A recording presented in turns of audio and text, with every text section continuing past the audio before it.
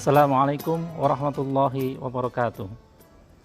Alhamdulillahirabbil alamin. Wassalatu wassalamu ala asrofil anbiya'i wal mursalin wa ala alihi wa sahbihi ajma'in. Amma ba'du. Alhamdulillah, masih bersama channel PKS Kabupaten Tulungagung.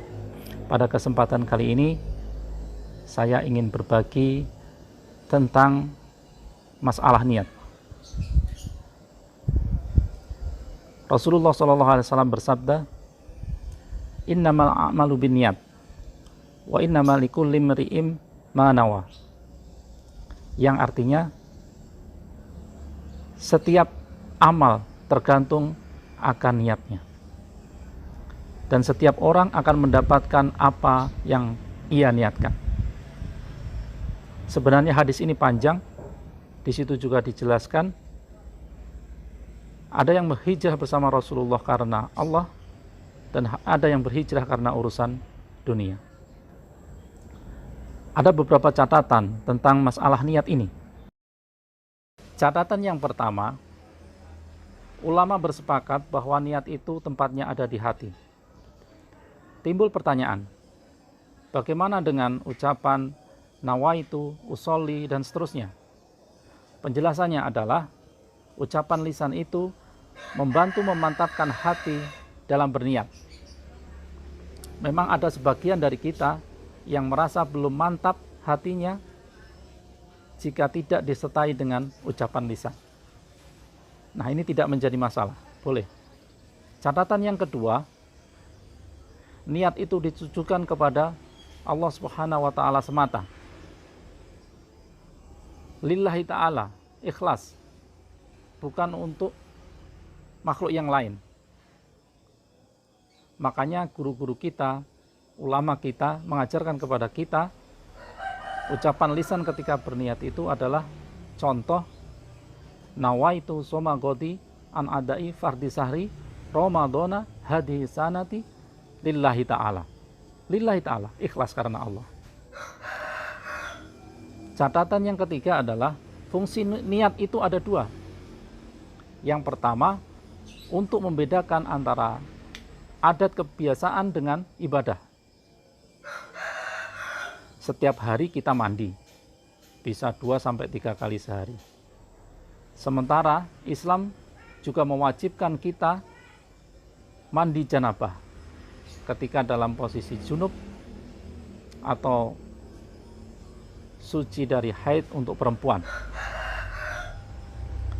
Praktek mandinya itu hampir sama, mirip.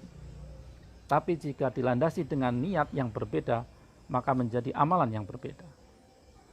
Fungsi niat yang kedua adalah untuk membedakan antara ibadah yang satu dengan ibadah yang lain.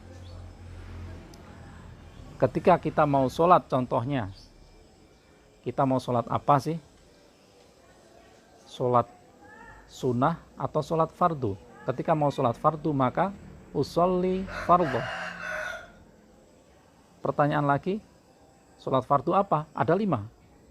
Maka di situ dilanjutkan dengan usolli fardhu maghribi misalkan, dan seterusnya.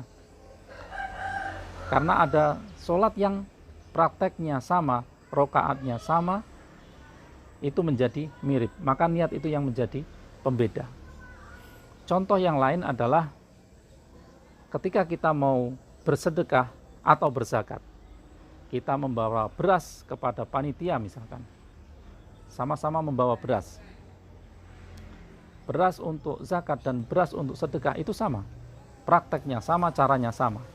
Tapi ketika dilandasi dengan niat yang beda, maka amalannya juga berbeda. Gugur kewajiban kita dalam berzakat misalkan.